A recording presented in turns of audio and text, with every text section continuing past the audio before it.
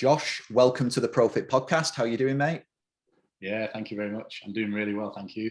Yeah, it's good to have you on. You are someone that I've had earmarked for a while, so I am glad to get you on the show. And for those listeners who don't know who you are or what you do, give us a little bit of background in terms of your experience in the industry and what it is that you do day to day. Just give people a little rundown of Josh Reilly, the PT. Okay. So I guess I started when, as most PTs probably do, in a gym at a young age, trying to get strong, trying to get ripped. And I just sort of fell in love with the process, enjoyed training, and I felt there was a bit of a community in our gym as well. I actually went after school with the lads from school. We used to go and lift up some weights from the floor with terrible technique and bicep curl in the mirror. When I actually saw there was personal trainers doing that in the gym, but instructing people. And I remember that in Anytime Fitness in Urmston. And I thought, wow, this is something you can do for a living. And I've just finished my GCSEs. I didn't know what I wanted to do in terms of education. I didn't know whether to go to college or what to do next. And I just inquired at the office and asked if I could maybe do a personal training apprenticeship or if that was a thing. And luckily enough, they had a vacancy for a fitness instructor, and they took me on and said that was a thing. So I didn't start personal training at that point. I was sort of looking after the gym, tidying up, cleaning, that sort of stuff. And I built my way up to becoming a personal trainer through the education from the apprenticeship and, getting to know people on the gym floor and speaking to the members and getting my hand in that way. And then from there, I guess I just picked up a few clients. I stayed there for a year and a half, and probably did a lot of things wrong. When I look back now, I look at my old documents or like my old class timetable and sessions, and I think it's probably not the way to train people, and for multiple reasons. But anyway, I was new to the gym floor, and then after a year or two, I sort of found that the gym that I was at was quite small. There was a couple of trainers there. They were fully booked, and I was doing well for my age, but I sort of wanted to branch out. So I then looked at maybe studying a degree. So I looked at different degrees in sports science, strength and conditioning. And then I also looked at other personal training facilities, other gyms that I could go and train people out of. And I came across ProFit. So I phoned a lady called Sue at ProFit, and she passed my details on to Steve or Gray, and I went for an interview there. And yeah, they kind of interviewed me almost like we give a consultation to clients. They really questioned me, got to the nitty gritty, and basically just asked everything about myself, what I've done previously, what my plans are for the future, and they dug deep. And I was brought in from that process that they gave us. So I went to the next interview, and then the next interview I was sort of like, okay, this is coming to be real. Like I'm gonna be a trainer with these ProFit guys. And then I got my degree application back as well, because I applied at University of Central Lancashire or Preston Way. And I went to my last interview with Graham, and he said, you can't do two things at once. You can't start a business in a gym and do the degree. And I was adamant that I could. I was spinning a lot of plates when I got started, but I took them both on, and I went on to do the degree in Preston, and that facilitated me being able to live in Preston, so I could actually train at Total Fitness in Preston, and start with the ProFit lot. So I guess that's where it all started. 4 years later, training with ProFit, and still at Total Fitness now. Did a lot of education with ProFit, moved up the levels a little bit to level 5, and did a lot of mentorship with Adam Neal, now yourself. And yeah, here we are. Yeah. Great little background story, and something that's been interesting when we've had trainers on over our interview series is there's a lot of the ones that have ended up having a really good career in PT actually started out with those grim days as a fitness instructor where you really don't have a clue what you're doing and you're doing everything wrong and you're sort of having to work harder than everyone else to learn your craft and stuff like that. But that really does seem to set people up on the right path further down the line. That's been quite a common theme actually when we've interviewed people. So it's interesting that you should mention that as well, because I didn't know that that's how you'd started. And sort of, I'm going to sort of take us off in a slightly different direction now that brings us sort of up to the current day, because that will then hopefully put everything in perspective for the rest of the conversation. Now you're very, very heavily involved in CrossFit, and that's a huge part of your life. How did you sort of find yourself getting involved with that, Josh? How did that come about? Because I know that that's a big part of who you are now and a big part of what your ambitions are moving forwards. Yeah, absolutely. So where it started was, actually, this is quite funny because it didn't start as you'd expect, like either going to a CrossFit gym and falling in love with it or just doing a CrossFit workout. I actually did an initiation to become part of ProFit Preston alongside another trainer that was heavily involved in CrossFit already, Matt Dewhurst, and he's part of the ProFit lot now. And he does. Yeah, we've had him on the show a couple of times as well. He's been on a couple of times. Yeah. So basically what happened was we were getting initiated at the same time because mine was a little bit late and he'd just come in, and we did some horrible workouts, and I'd never done this sort of stuff before. I was always bodybuilding or powerlifting, and my training was a bit stale at that time as well, because I was spending a lot of time traveling to and from Total Fitness because I still lived in Manchester at the time, and then that just, I guess, ruined the training for me for what I was doing. I just didn't commit to it as much, and I was just doing ad hoc workouts. And when I did this initiation with Matt, he smoked me on most things. Like, we had an overhead hold with a 25 kg plate. Every time he dropped it, the other person had to do burpees, and he ended up doing like 100 odd burpees, and I only had to do like 10. But anyway, we built a really good relationship after that. He was part of the team and we got on really well, and we ended up getting to a point where I asked Matt to coach me and be my trainer. And I did want to touch on some of the Olympic lifting stuff, the CrossFit stuff, but seeing what he did with other people and himself and the training that he did, and we did it as part of our team training as well, some workouts. I just fell in love with that sort of grit and pain, and that's not what it's all about, by the way, but like that's what sparked the light for me. And yeah, so that's where it started. And then since then, I got more involved with it, decided I wanted to do a competition.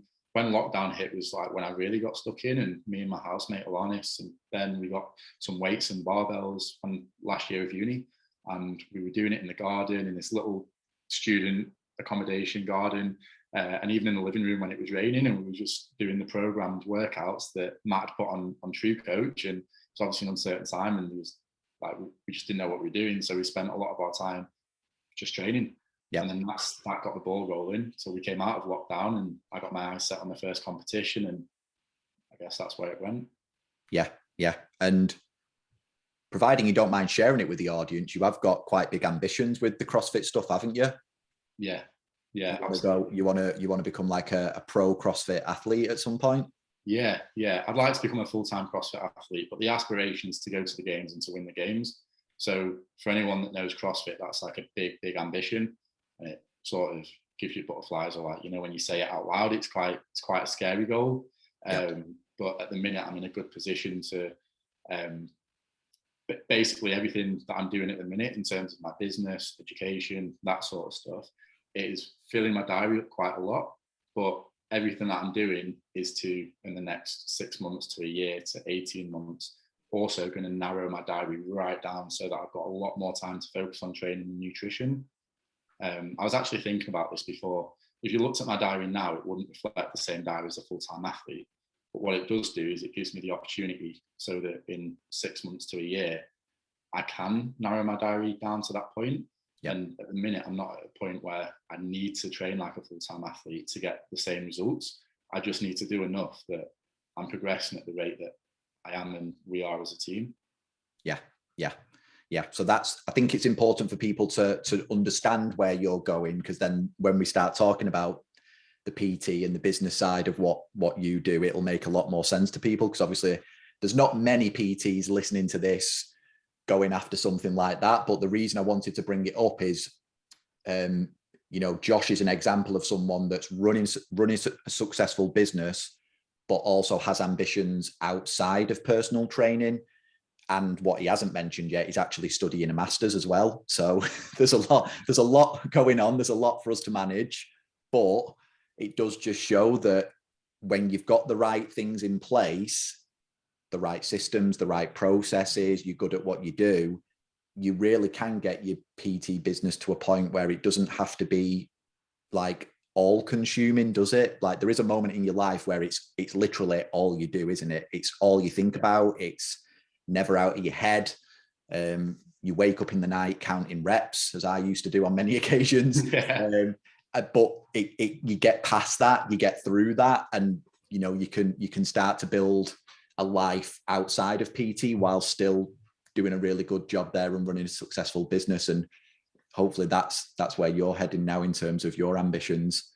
It's like a hill, isn't it? Like when you first get into PT and you start a very steady incline, and then when you sort of get the knack of it, how to sell, how to train people, how to retain people, and your systems start to come together, you end up on really high session numbers, or you know, working split shifts and doing 6 a.m. till 9 p.m. with a huge gap in the middle, or and then you sort of get to the top of that hill and you're like, it's probably not how I want to live my life. And then you start coming down the hill again, and hopefully keeping the income the same and also being able to help as many people, but like your hours should come down. Yep. Essentially. Yeah, definitely. So while we're on the topic of CrossFit, I wanted us to take a little bit of time to talk about how being involved in CrossFit has impacted what you do with your clients, and maybe what some of the common misconceptions are. Because I do think it's one of these sports that often gets a bad reputation for the wrong reasons. It's just something that people don't really look at with any depth. They take it for face value and think, oh, well, you probably shouldn't be doing that. So I'll sort of open that door and let you go through it however you like. Anything that you sort of want to bring up around, you know, those misconceptions and where it maybe does tie into being a PT and have a carryover into what you do with the people you help. Yeah.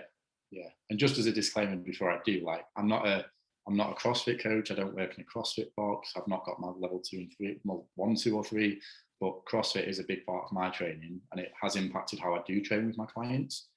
I think essentially CrossFit it's got a bad name because it seems to be the workouts that people go to if they want to just get a battering, or they want to just go through into the pain cave and, you know, get a real sweat on and get themselves out of breath and do loads and loads of reps, and they think they're fat burning, but really they're just damaging the joint sort of thing. And that's the misconception. That's not CrossFit. That's just a high intense workout that you've programmed with certain movements that do appear in CrossFit.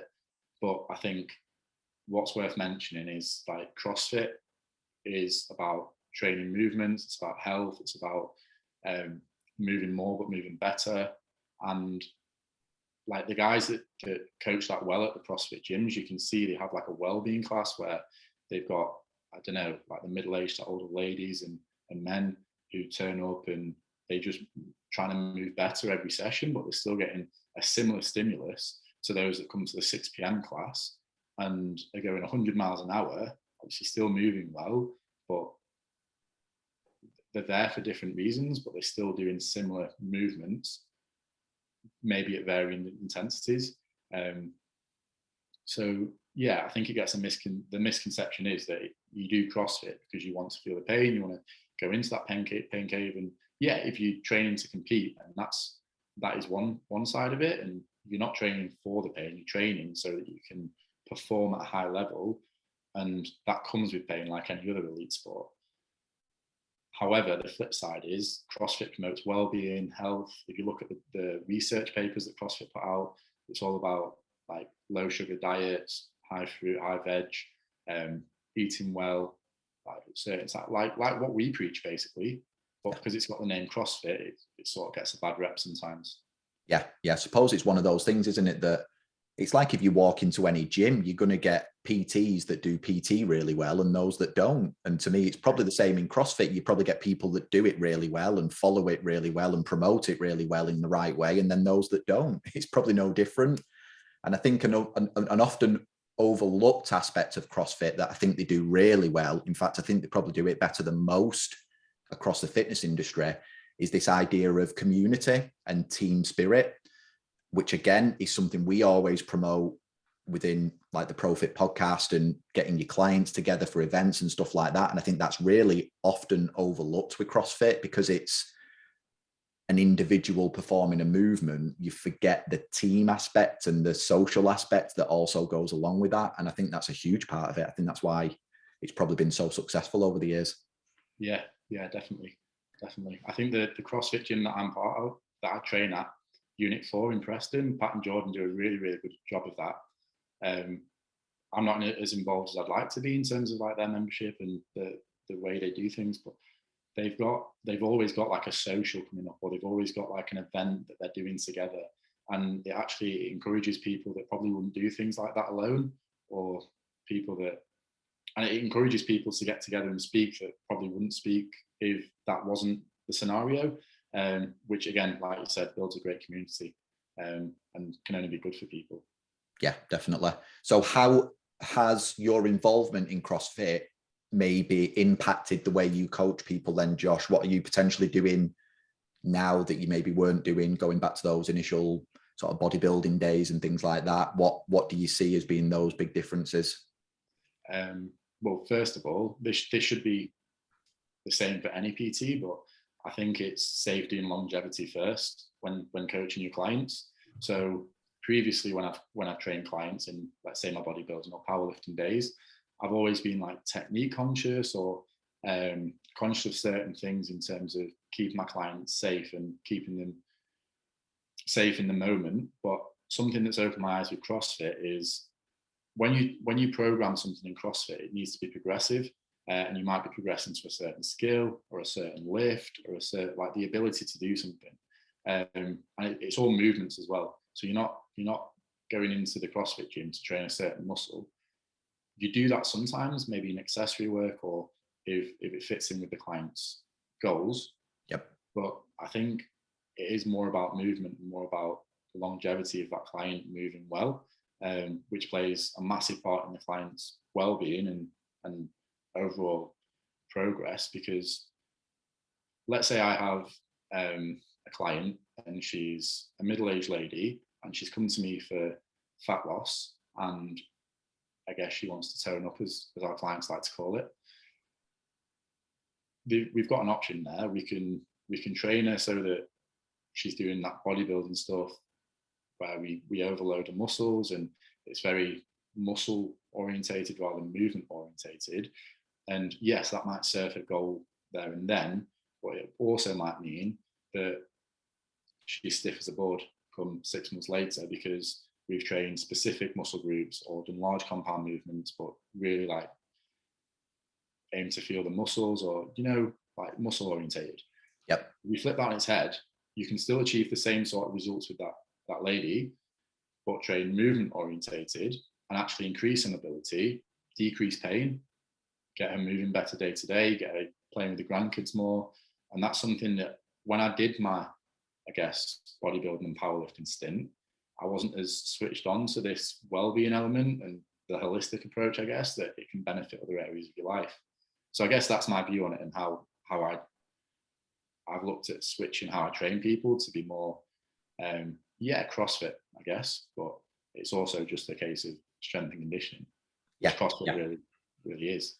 Yeah, it's about the principles that underpin the CrossFit approach, I suppose, isn't it? As opposed to it just being, it's CrossFit. It's the principles that CrossFit apply really well, I'm applying as well over here. And I think when you talk about the things you're talking about, Josh, that's the way you get that long-term buy-in from clients as well, because it's great to have a short-term goal that you're going to hit in 3 months where you look a certain way, but it's far more inspiring to have that goal of being able to keep moving well for the rest of your life. And that's where people, I feel, create a situation where fitness becomes part of who they are and what they do, as opposed to I have to do it to look a certain way. I think they're two very different mindsets that you can achieve with a person, and one, in my opinion, is certainly a lot more healthy than the other. And I think that that's why people that take the approach you do probably don't struggle as much to retain people for a long time, because you create a situation where it becomes who the person is. Yeah. You can't imagine not doing it anymore. And another point, and that is when I first came into ProFit, or like maybe in the first 6 months, I heard a trainer say, clients don't always want what they actually want. And certainly they don't always need what they actually want. So let's say a client comes to you and they're already in pretty good shape. And they're like, all right, well, I want a six pack. Like the six pack isn't actually what they want. It's something that the six pack is going to give them. But if you can offer that, what that six pack is going to give them, maybe you get them a six pack, maybe you don't. But you also train them and they come back to you and say, oh, my back pain's gone that I've had for 5 years. And I'm able to pick up my kids and put them on my shoulder. Or, do you know, like things like that. I had a client say to me, I was lying down getting my eyebrows done, because this is what she does on quite a regular occurrence. She was like, for the first time in about 10 years, I've not had back pain lying down on that makeup chair. And it's things like that, that 10 years of pain has been solved by just moving well for, I'd say, like a couple of months. And that's the sort, like you said, it creates that buy-in and that retention more so than, I guess, what you would think would create that buy-in or retention. Yeah. And that leads us nicely down to where I wanted us to head next, because having known you for a few years and then worked with you a bit more closely more recently, it's clear to me that you run a really solid PT business. You've ran a business for a number of years now. You've got a really good client base that are really bought into you and what you do. You look after people really well. So I thought it'd be interesting to go into some of the lessons that you've learned over the years about running a successful PT business. What has that looked like for you? What things have you had to pick up along the way? Maybe some of the things that you've had to take a bit of extra care of that maybe don't come naturally to you. Again, just sort of go at that however you want, Josh. I know that you probably have some quite interesting insights for our listeners. Yeah, so that's because it's quite a vague question. There's so many different ways you can go to. But the first thing that springs to mind there is I'm very organized as a person in terms of my folders, my documents, that sort of stuff.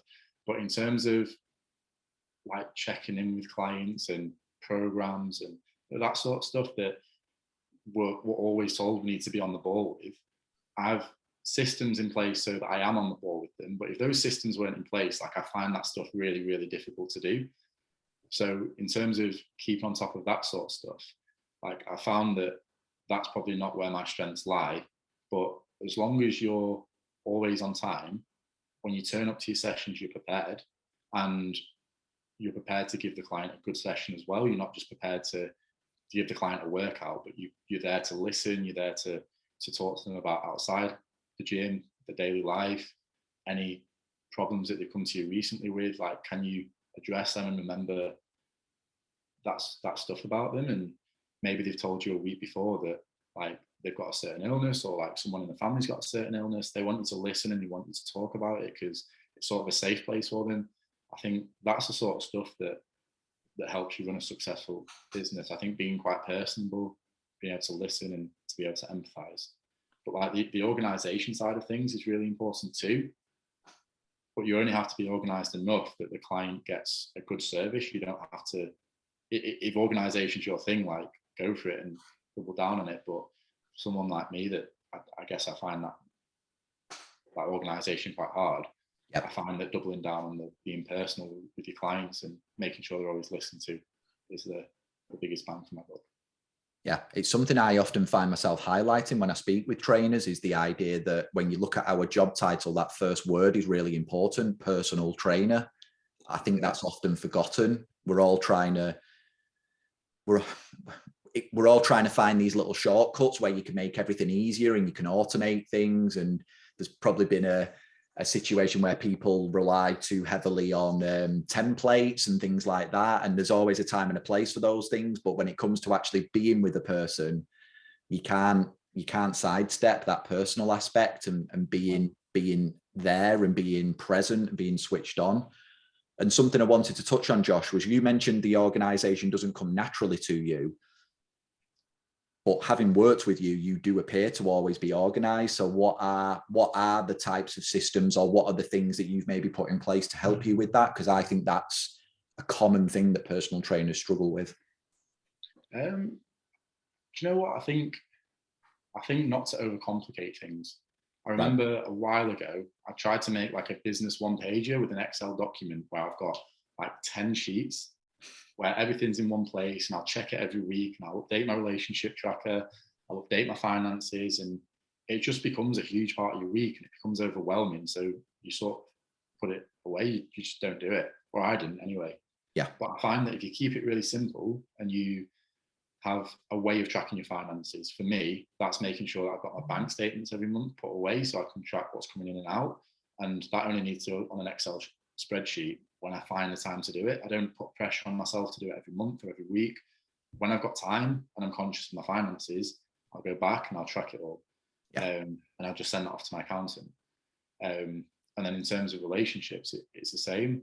I think I'm more ad hoc in terms of how I do my relationship tracking, instead of writing down sentences about what I spoke about with my clients every day and etc. etc.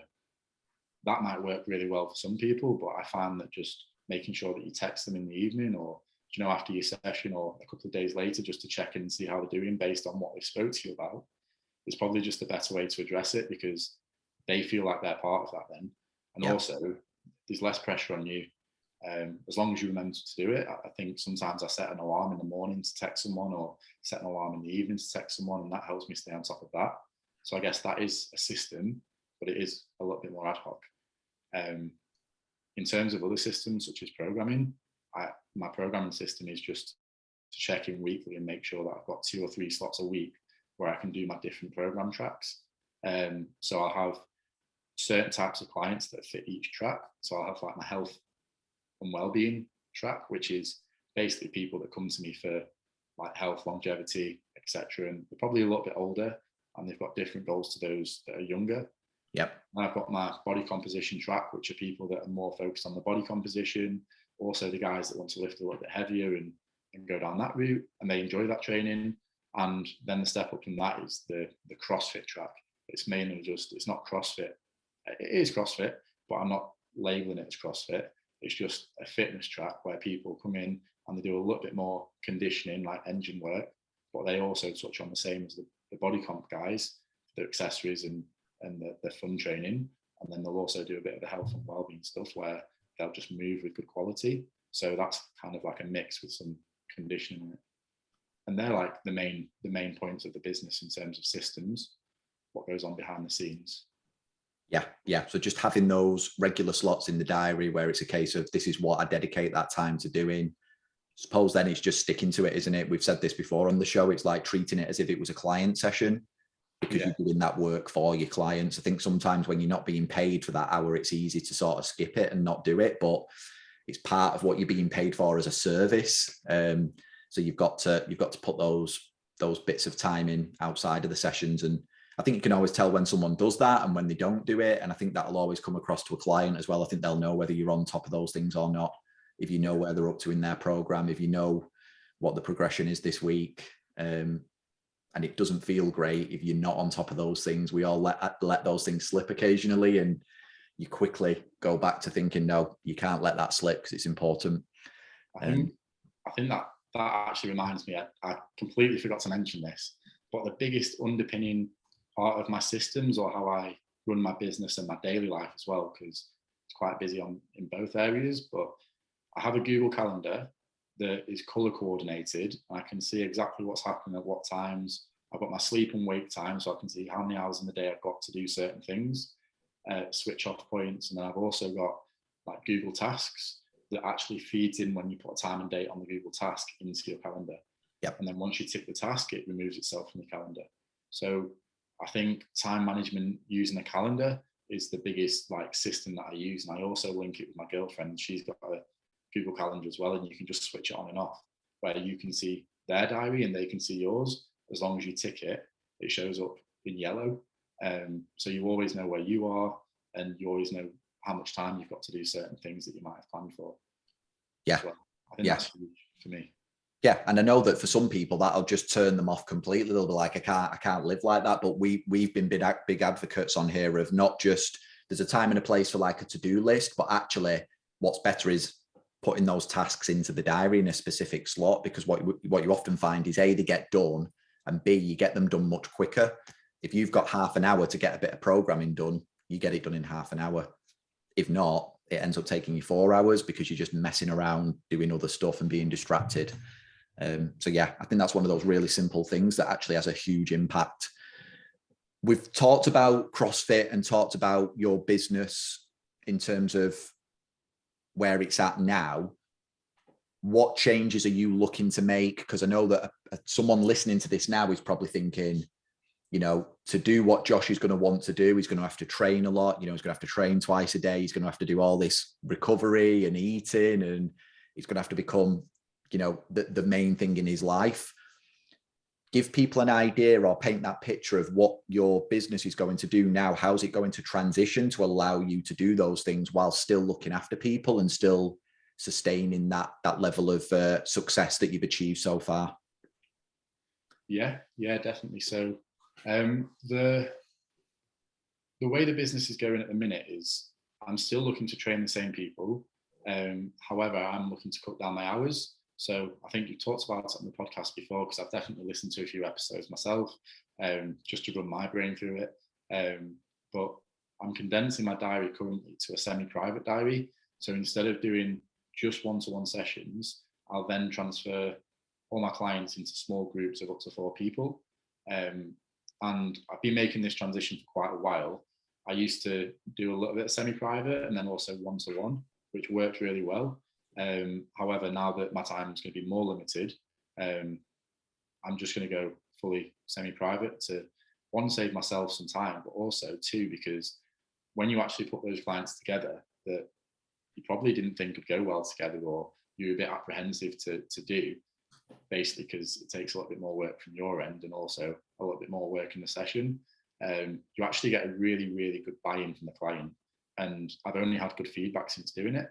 So that's one side of the business. I'm going to cut down my hours and build the semi-private side of things, which I'm actually currently in transition of doing and getting people to try it out. And then there's just going to be a date where I say, okay, this is the date where we're only doing group training, basically. Yep. Anyone that comes in will feed into a group, etc. But then there's the other side, and I'm starting to build like a bit of an online platform, which we're very much in the early days of. But I'm building my social media platform and then building the systems around new clients that come in, so that I can also train people from anywhere, and I can build that sort of buffer, so that if I do have to cut down my hours in person even more, there's no stress there, because I'll have a buffer of income coming from online, and that stuff you can sort of do at any time. You just have to be there for things like this, a Zoom meeting or check-ins. Yeah. And that sort of leads us quite nicely into where I wanted to go next, because I know that in terms of what you want to offer online, something that when we've spoke about this is you want to really focus in on helping like young guys, but not just in terms of the results they get in the gym, but really looking at this idea of how it impacts them outside of the gym and how it maybe helps shape their life almost. Which when I've heard you speak about that with me personally one-to-one, I found like really inspirational and thought, wow, that'd have been amazing if I could have had something like that when I was growing up. So just talk to us a little bit about that. Like, why is that important? What is it that you're actually looking to do with that? I know that it's something that it's going to take time to build out, and it might not look like that initially, but just give myself and the listeners a little idea as to why you think that's important to do, why you're sort of motivated to do that, because I think it will help a lot of people listening maybe think about who they want to work with in a slightly different way, and have a much bigger purpose around it other than just what's easy to do online. Yeah. Because what you're looking to do probably isn't easy to do online. No. So just give us an overview of what, you know, what you want that to look like eventually, because I think it's a hugely inspirational thing. Yeah, so this came about when I was doing some online education, and I've always wanted to deliver a product or service online, but I almost feel like there has to be a niche because the market's so, I don't want to say the market's so saturated because that sounds businessy and it sounds like I know what I'm talking about, but it does seem like there's a lot of people trying to push the same products and services online. And I did some online education where it was talking about how you can find your niche, etc., and how you can find what you should offer. And it talks about how the three main ways that people have found their own niche and how they found who they want to work with and the sort of service they want to provide. And I can't remember all three off the top of my head, but one of them was they've been through the pain themselves, or been through a certain struggle themselves, or been through found a certain pleasure, or like, a result themselves, and that's what they want to pass on to other people. And I guess that's where the birth of this idea was, that I want to help young lads that are like between 20 and 30, and they're using health and fitness as a method of personal development, as a method of growth. So instead of just coming to the gym and getting big for the lads' holiday and going out and doing what they do on the lads' holiday, that's cool. People can do that, but I also want to add an element and plug an element of personal development in there to help people find their purpose and help young lads find that, because I don't think there's many opportunities for people to do that unless they're in a professional environment where that's a big thing. So I know a few of my mates at home, the lads, they've done that through their companies that they've worked for, and they've found their own purpose and found like different resources to develop themselves, whether it's for work, whether it's personally, etc. And I think that's really cool. And when I found ProFit, they definitely helped me do that as well. So instead of turning up to work, helping people because that's what you want to do, and then earning a wage to go and splash it at the weekend and do things that don't really help you, like to flip that on the head, to now be to go to university and to train people full time, do a master's degree, and like everything about what I do at the minute is sort of developmental. Obviously, I still have my fun at the weekends every now and then, and socialize with people outside of the gym. And I'm not saying you can't do that, but I found a purpose where I want to help people. I found a purpose where I can develop myself and always feel like I'm progressing. And I guess I just want to help other people find that. And I think it's important for people to find that to move on with their life and to start seeing stuff and seeing results that they really want to achieve. Yeah. And I think it's a really good way to go at the personal development angle, because I think it's something that people are a bit more aware of now. It's probably still too heavily titled like self-help, but I prefer self-development. And I think when you look at it in the way that you are, it probably makes it a bit more accessible for people as well in many ways. Because I also think of this from like a mental health perspective as well. There's been this huge increase in awareness around mental health in general, and especially men's mental health. And I look at something like this and think, if you're a man that's now understanding mental health a bit more, your first question might be, but what do I do? And I think something like what you're putting together would be a great answer to that question. It's this idea of finding yourself and finding a bit of purpose through being physically and mentally better as well. So I think it's a great thing to be building, and I'm hoping that in bringing that up today, our listeners start to maybe think about what they might want to offer online a little bit differently. Because again, I think like you, Josh, I do think that it helps to have a bit of a niche and sort of get clear on what it is you want to help people do and why. And sometimes that can be difficult to do if all you're thinking about is, do I want to help people lose weight, or do I want to help make people bigger and stronger? Yeah. You've got to go deeper than that. You've got to go those next layers down. And I think that's something you've got very clear on. So that's good to hear. Yeah. And I don't think there's anything wrong as well with trying the online coaching and not doing so well at first. Like I've done a little bit online where I've either ran challenges or offered a service basically online through Facebook marketing, and then building a little bit of a business where I had like up to 4 or 5 people online. And it just wasn't something that I was really passionate about doing. So helping young professionals transform their bodies, and that's not what I really wanted to do. I knew there was something more that I was a bit more passionate about. But if I didn't do that, then I might have still been lingering on the idea of helping young professionals develop. I don't know, I might not have created this idea. Yeah. And sometimes you've got to find a few ideas and try them, and then just go, you know what, trial and error, didn't work. And it's knowing when to walk away as well, isn't it? And go, let's find something else. I think sometimes you can drag them out for too long and you end up with this sort of sunk cost where you've gone so far, you've just got to keep going with it. So final little topic to finish off today, Josh, because again, it's probably different from what the listeners have heard from our guests before, and it ties everything nicely together. We've talked about CrossFit, which is a big part of what you do, talked about the PT and the business side of things. We've also alluded to the education that you're doing. You're currently about to start a master's, but as part of the degree that you did and the dissertation you did, you actually brought that dissertation into the world of personal training, didn't you? And sort of looked at what impact personal trainers can have on their clients in other areas of their lives. So for the listeners, can you sort of explain what it was you were looking to study when you did that, and what some of the just sort of the broad or general findings were of that? Because I think it will help personal trainers understand just how important certain areas of their role are. Yeah, definitely. So just to give you a bit of a background on what the dissertation was on, it was called How Do Personal Trainers Facilitate Eudaimonic Wellbeing Within Their Practice? And eudaimonic wellbeing is just a type of wellbeing within the research and the literature that is based on certain pillars. And I won't go through the pillars and sort of explain everything in terms of that regard, but basically it's how do personal trainers develop and facilitate well-being within their clients, and that well-being aspect was fulfillment and happiness, and I guess self-actualization. And when I did this project, I did some research and learned a bit more about the well-being side of things and what that looks like in a day-to-day perspective, in terms of employees, in terms of like different scenarios. And there was a gap for personal training and coaching. Like there'd been some, like you say, self-help coaches that had developed some research on it, but never in a health and well-being, sector.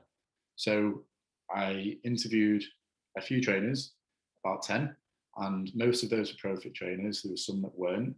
And the key findings were basically that those trainers that promoted environmental mastery, pushed their clients to sort of discover the environment, which is a gym, and push them to do things on their own.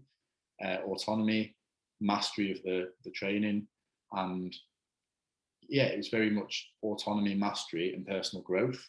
Those trainers that facilitated that within their clients had much better success, longer careers, and they had more buy-in from their clients. Like they retained their clients for longer, and that was just down to basically pushing the clients to be a bit more autonomous and doing things themselves. And we actually spoke about this before the interview, and what we found was more trainers that provided that service and made their clients autonomous and do things themselves was more successful with their clients, even though they were more hands-off. So you don't have to give your clients everything to make them successful. You'll need to help them along the way, but you don't have to hold the hand. They can do it themselves. And what that'll do is that'll actually create more buy-in, because those clients feel like they're progressing. They feel like they're mastering what they're doing with you, and they feel like they can do it themselves, and they can do it maybe even forever. But the fact that you've helped them along the way creates that buy-in and creates that retention element, that because you provided such a good service and give them that result, that they will want to stay with you. And that's sort of how we concluded the dissertation project, that's what's important within personal training to promote well-being, as well as all the stuff we've talked about today. Yeah.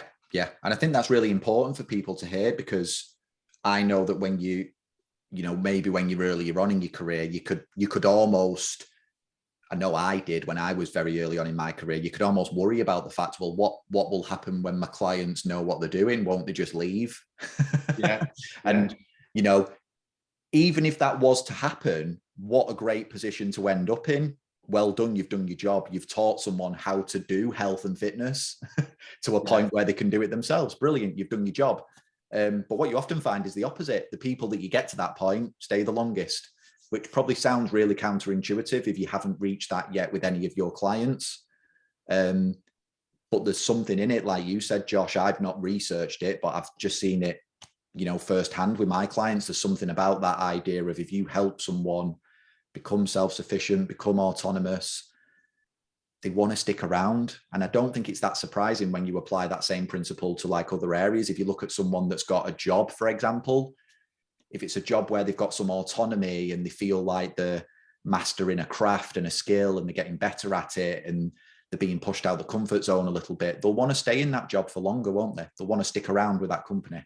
Yeah. Similar here with if you've got a PT that creates that environment for you, it's really, really important. And I think from a selfish point of view, because obviously it's great for the client, you've created that result, but imagine having a business where you've got a group of clients that are all long-term clients. There might be one or two new people, or up to 5 or whatever, however your business looks. But you've got a big group of clients that all know how to train, can come in and do their own workouts. They have their hands on with their nutrition and they understand that side of things, and they sleep well and they've got great well-being. And when they come to the reviews, like, they're doing really well. And then you start to group those people up to encourage each other. That makes it so much more like hands off for you. So your business starts to sort of run itself with these little groups of people that you've created.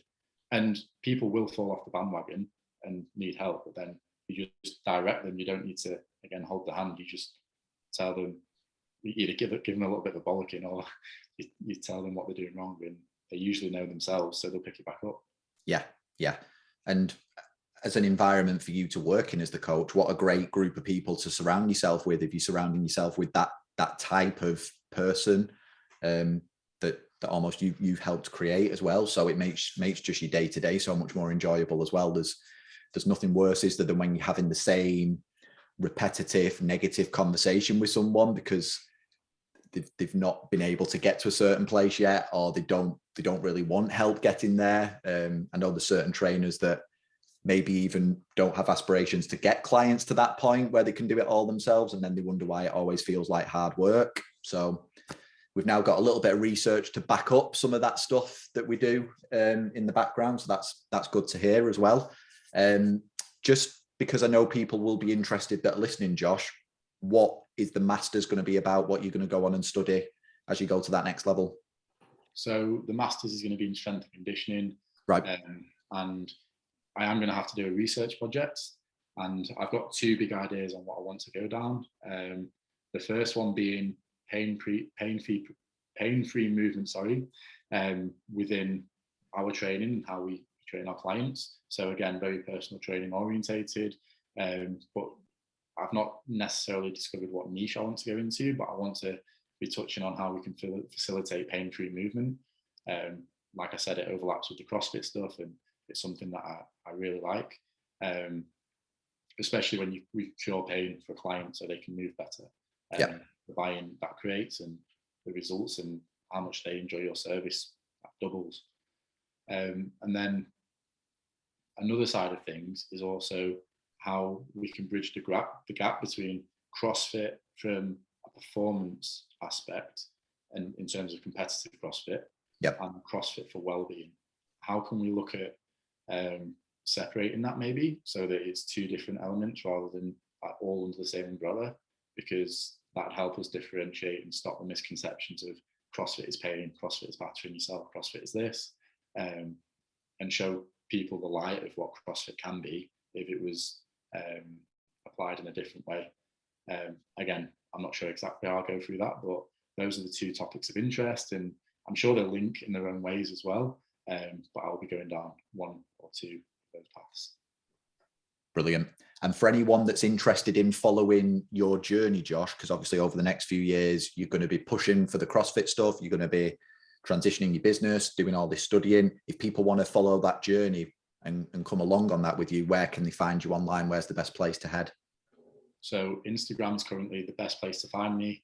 It's actually, I got my Instagram taken down a couple of months ago for a daft reason. I don't know why it happened, but it basically turned out to be the background, the artificial intelligence that messed me up a little bit, because I couldn't speak to anyone to get it back up. So my Instagram username, is that what it's called? It's Josh Reilly with about 100 underscores. So I'm sure I can give it you and you can pop it in the show notes. I'll tag you in everything and make it easy for everyone. Yeah. So yeah, if you want to follow along with Josh's inspirational journey, then make sure that you do. And yeah, hopefully today's conversation has been quite inspirational for people as well, especially those that are newer in the career. I know that sometimes when you're early on in your career, you wonder what life might look like as a PT once you're 4 or 5 years in. Where can it go next? What comes after PT, if there is a life after PT? And I just think it's nice to open people's eyes to all the opportunities that are out there in this day and age. We're very, very lucky that there's lots of opportunity. So you're a great example of someone that's doing different things and still passionate about what you do on the ground as well, day to day. So I think that's important to highlight those stories. That's all for today, Josh. I think we've touched everything. I think that's been a great conversation for people to listen to. So thank you very much for coming along. Yeah, brilliant. Thank you. Thank you very much.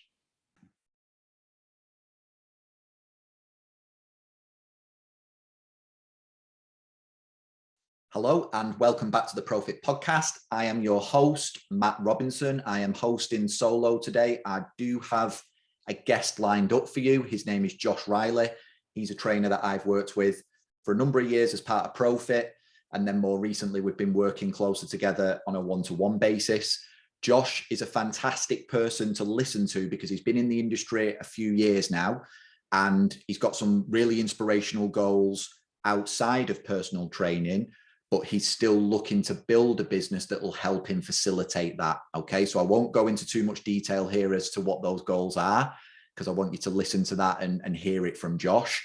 But this is someone that's built a solid PT business and now wants to use that as a foundation from which they can still live a good life, but actually focus on different areas of their life, whether that be physical goals, educational goals, and other things that they want to build outside of what they do day to day in the gym. So fantastic guest to listen to, very knowledgeable guy. He's got a huge sort of breadth of knowledge and experience. So buckle in, get ready for this one.